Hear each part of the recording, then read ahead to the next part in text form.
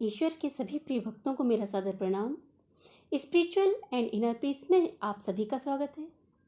आज मैं आपके लिए कथा धर्मात्मा कौन का तीसरा भाग लेकर आई हूँ। इससे पूर्व जो भाग मैंने आपको सुनाए उसका लिंक आपको डिस्क्रिप्शन सेक्शन में मिल जाएगा। तो इसके आगे क्या हुआ, इस बात को जानने के लिए हम श्री हरिनारायण के स्वरूप को ध्यान में लाते हैं, उनका वंदन करते हैं और इस कथा को आरंभ करते हैं। आज जब संत महात्मा जी ने भोलाराम के घर पर विश्राम पाया तो प्रातःकाल उठने के पश्चात स्नान ध्यान पूजन अर्चन आदि करके वे पुनः पीपल वृक्ष की ओर चल दिए। मार्ग में जब वे सेठ जी द्वारा बनाए गए मंदिर के पास से गुजर रहे थे तब एक छोटे बालक को देखकर, जो अपनी माँ को यह बात बतलाकर बड़ा ही प्रसन्न हो रहा था कि किस तरह उसने मंदिर से एक व्यक्ति के चप्पलों को चुरा लिया, उस बालक की इस बात को सुनकर उसकी माँ भी आनंद से भरकर उसे प्रोत्साहित करती हुई उसे शाबाशी दे रही थी और इस बात पर प्रसन्न थी कि उसके पास एक और वस्तु अधिक हो गई। वहीं पास ही बैठी एक भिखारिन जो कि भीख मांग रही थी, उसे सेठ जी के मुनीम जी फटकार लगा रहे थे। जब वे पीपल वृक्ष के नीचे पहुंचे तो आज कुछ विचारों में ध्यान मग्न थे। तभी वहां बैठी एक महिला ने पूछा, महात्मा आप कुछ परेशान दिखाई देते हैं। यदि किसी वस्तु की आवश्यकता है तो आप मुझसे कहें, यदि आपको भोजन पानी की आवश्यकता है तो मैं ले आती हूँ। वे संत जी बोले कि मुझे किसी बात की या किसी वस्तु की आवश्यकता नहीं है, मैं भोलाराम की सेवाओं से पूर्णतः संतुष्ट हूँ। तब वहां बैठे सेठ जी ने कहा कि आज आप हमें क्या बतलाने वाले हैं। तब वे संत जी बोले कि आज मैं मातृत्व और पितृत्व के उत्तरदायित्वों को, उसके धर्म को बतलाना चाहता हूँ। इसके अतिरिक्त भाव संवेदना क्या होती है, उसका क्या महत्व होता है, उसका क्या पुण्य फल होता है, ये भी मैं आपको बतलाऊंगा। आपको जानना चाहिए कि आपके घर में जो संतान है वही देश का, समाज का भविष्य है। यदि आप मातृत्व और पितृत्व के उत्तरदायित्वों को, धर्म को पूर्णतः पालन करते हैं तो न केवल आप अपने परिवार के भविष्य को उत्तम बनाते हैं अपितु संसार के लिए भी कुछ अच्छा करते हैं। इसलिए इससे न केवल आपकी वृद्धावस्था सुरक्षित होती है बल्कि आपकी संतान भी अधर्म करने से बच जाती है। सर्वप्रथम तो मातृत्व क्या है, पितृत्व क्या है, इसे आप जानें, इसे समझें।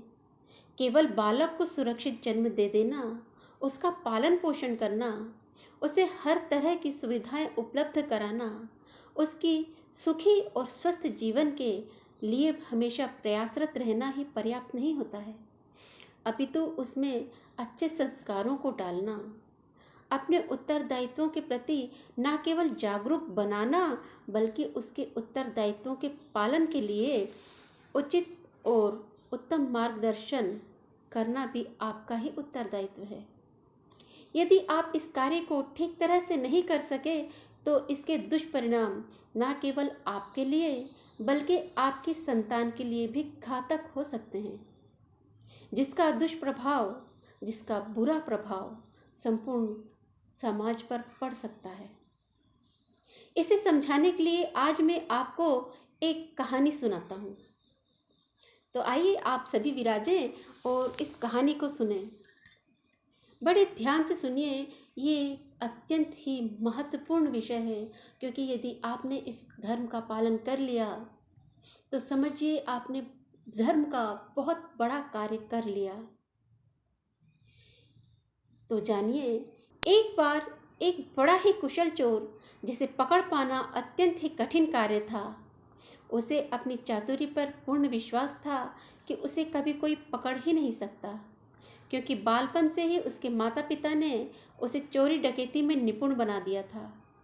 उस चोर से सभी लोग अत्यंत पीड़ा पा रहे थे। राज दरबार में भी इस चोरी की इन घटनाओं से राजा सहित सभी कर्मचारी न केवल चिंतित थे अपितु अब आतंकित भी रहने लगे थे कि ना जाने अब किसके घर में चोरी होने वाली है। धीरे धीरे उस चोर का साहस इतना अधिक बढ़ गया कि वह राजकर्मचारियों के घर में भी जाकर चोरी करने लगा। अब तो प्रजा के द्वारा उसके लिए मृत्युदंड की मांग की जाने लगी। एक बार उस चोर ने राजमहल में चोरी करने की योजना बनाई और वह राजमहल पहुंचा, परंतु इस बार वह पकड़ा गया। दंड स्वरूप उसे मृत्युदंड दिया जाना निर्धारित किया गया।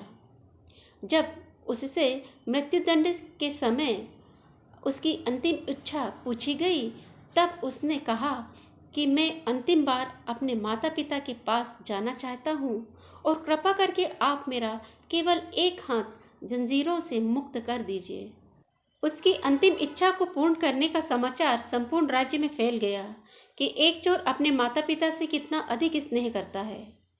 वह चाहता तो कुछ और भी मांग सकता था, परंतु उसने केवल अपने माता पिता से मिलने की ही इच्छा प्रकट की और साथ ही यह भी कहा कि उसकी अंतिम इच्छा संपूर्ण नगर वासियों के समक्ष पूर्ण की जाए। उस चोर के माता पिता को यह समाचार मिला तो उनके हर्ष का ठिकाना ही नहीं था कि उनके पुत्र ने अपने अंतिम क्षणों में पत्नी, बच्चे, सखा साथी सब कुछ छोड़कर केवल अपने माता पिता से मिलने की ही इच्छा प्रकट की है। जब दंड का समय निकट आया तो उस चोर के माता पिता उसके पास गए और उसके स्नेह करने लगे। संपूर्ण नगर माता पिता और उसकी संतान के मिलन को देख रहा था। राज परिवार, राज दरबार, कर्मचारी, नगरवासी सभी के आश्चर्य का ठिकाना तब नहीं रहा जब उस चोर ने अपने माता पिता को अपनी संपूर्ण शक्ति से एक चांटा मारा। सभी के पूछे जाने पर उसने यह बतलाया कि संपूर्ण नगर वासियों के समक्ष मैंने ऐसा इसलिए किया कि इससे संपूर्ण समाज सीख ले सके, और अपने माता पिता से कहा कि ये वो चांटा था जो आप लोगों ने मुझे मेरी की गई गलतियों के लिए नहीं मारा। यदि मेरे द्वारा की गई प्रथम चोरी करने पर ही आपने मुझे ये चांटा मारा होता तो आज मुझे मृत्युदंड नहीं मिलता, अपितु मैं कहीं सम्मान का सुखी जीवन व्यतीत कर रहा होता और मेरे पत्नी व बच्चे आज अनाथ नहीं होते। संपूर्ण समाज को मेरे द्वारा इतना सताया न गया होता। आप लोगों की गलत प्रोत्साहन और गलत मार्गदर्शन ने मुझे मृत्यु के द्वार पर लाकर खड़ा कर दिया है। यदि संतान को किसी वस्तु का अभाव हो तो उसे संयमित रहने का अभ्यास कराना चाहिए। यदि वो उद्दंड हो तो उसे अनुशासन सिखाइए। यदि वो किसी बात से कष्ट पा रहा है तो उसके कष्ट को दूर करने का प्रयास करना चाहिए। यदि माता पिता की आवश्यकता है तो उसे स्नेह देना चाहिए, परंतु आप लोगों ने ऐसा कुछ भी नहीं किया। जब मैं चोरी करने में व्यस्त था तब मैंने इन घटनाओं पर ध्यान नहीं दिया, परंतु जब मैं बेड़ियों के बंधन में पड़ गया तब मुझे सारी ही बातें एक एक करके स्मरण हो रही थी कि किस तरह मेरे बालपन के सखा, मेरे साथी उच्च पदों पर नियुक्त हैं या सम्मान का जीवन व्यतीत कर रहे हैं, निर्भीक होकर इस समाज में रहते हैं और यहाँ पर अपने क्रियाकलाप करते हैं। परंतु मैं एक चोर था, इसलिए मैं चोरी छुपे ही रहा करता था। हमेशा मुझे ये डर रहता था कि कहीं कोई मुझे पकड़ न ले, कहीं कोई ये जान न ले कि मैं ही चोर हूँ। बालपन में जब मेरे सखा साथियों को उनके माता पिता की फटकार मिलती, डांट मिलती, उनके मार मिलती तो मैं हंसता था, उन पर व्यंग करता था। परंतु आज उन्हीं के समक्ष मेरा संपूर्ण जीवन एक व्यंग, एक हास्य बनकर रह गया है। मैं आज उनके समक्ष दंड का अधिकारी बन गया हूँ और मुझे मृत्यु दंड दिया जा रहा है। संपूर्ण जीवन तो मैंने कोई भी अच्छा कार्य नहीं किया, इस देश के लिए कुछ अच्छा किया, ना स्वयं के लिए किया, ना ही अपनी संतान के लिए, ना ही अपनी पत्नी के लिए कुछ अच्छा कार्य किया। परंतु मैं चाहता हूँ कि कम से कम मेरी मृत्यु इस देश के लिए, इस समाज के लिए सीख हो कि माता पिता को किस तरह होना चाहिए, उन्हें अपने उत्तरदायित्वों का निर्वाह किस तरह करना चाहिए। यदि संतान गलती करे तो उनकी गलती को सुधारना माता पिता का उत्तरदायित्व है। यदि माता पिता भी बालक की उद्दंडता, उसकी शरारत में, उसकी गलतियों में सहभागी हो जाते हैं, उसे प्रोत्साहन देते हैं, उसमें आनंद लेते हैं, उसे शाबाशी देते हैं, तो वास्तविकता में ये एक अपराध होता है। क्योंकि आज मुझे जो मृत्युदंड मिला है वो मुझे किसी न्याय व्यवस्था ने, किसी राजा ने या किसी कानून ने नहीं दिया है, अपितु मुझे ये मृत्युदंड मेरे माता पिता के द्वारा दिया गया है। यदि आपने उचित शिक्षा दी होती, उचित मार्गदर्शन किया होता, तो आज मुझे मृत्युदंड नहीं मिलता। इस तरह से इस कहानी को सुनाने के पश्चात वे संत महात्मा जी बोलने लगे कि जो माता पिता अपनी संतान की उद्दंडता में आनंद लेते हैं, उनके गलत कार्यों में प्रोत्साहन देते हैं, वास्तविकता में वे सबसे निकृष्ट माता पिता होते हैं। इससे श्रेष्ठ वे माता पिता हैं जो अपने संतान के उज्जवल भविष्य के लिए प्रयासरत होते हैं, भले ही वे समाज, देश और परहित की शिक्षा उन्हें ना देते हों, परंतु ऐसे माता पिता से श्रेष्ठ वे माता पिता हैं जो अपनी संतान के उज्जवल भविष्य को तो बनाते ही हैं, साथ ही देश और समाज के और परहित की शिक्षा भी देते हैं। परंतु इससे श्रेष्ठ वे माता पिता हैं जो उज्जवल भविष्य भी बनाते हैं संतान का और परहित की शिक्षा दीक्षा भी देते हैं, और साथ ही धर्म का महत्व भी बताते हैं, उन्हें धर्म के मार्ग पर प्रशस्त भी करते हैं।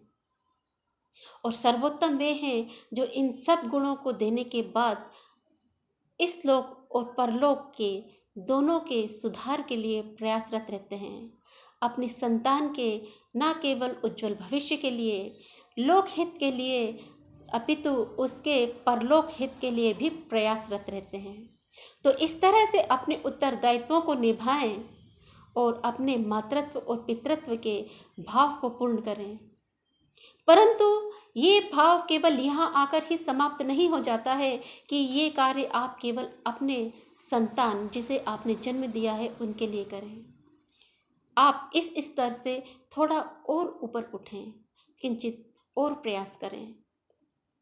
अपने और पराये में भेदभाव को भुलाकर दूसरे बच्चों को, जो पराये बच्चे हैं, उनको भी अपना माने, अपनी संतान माने।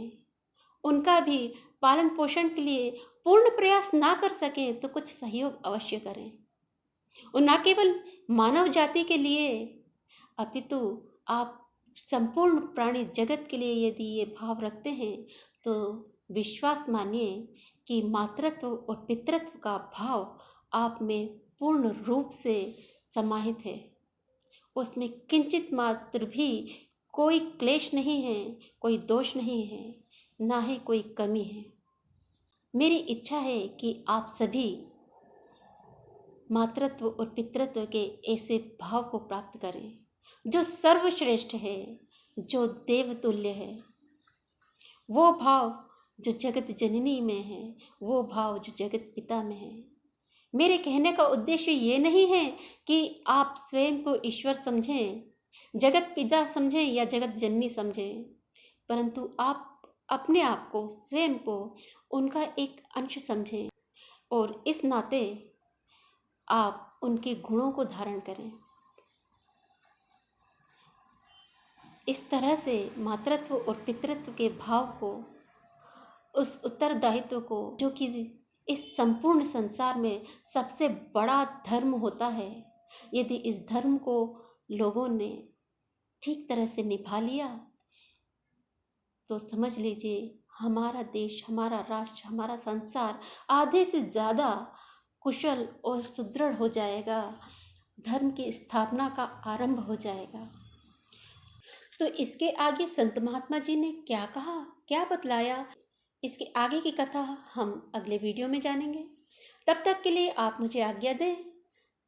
तो आइए जाते जाते हम एक बार फिर उन नारायण के शांत चतुर्भुज रूप को, आनंददायी चतुर्भुज रूप को पूर्ण श्रद्धा से, भाव से नमन करते हैं, हृदय में धारण करते हैं और कहते हैं हरे कृष्ण कृष्ण कृष्ण हरे हरे, हरे राम राम राम हरे हरे।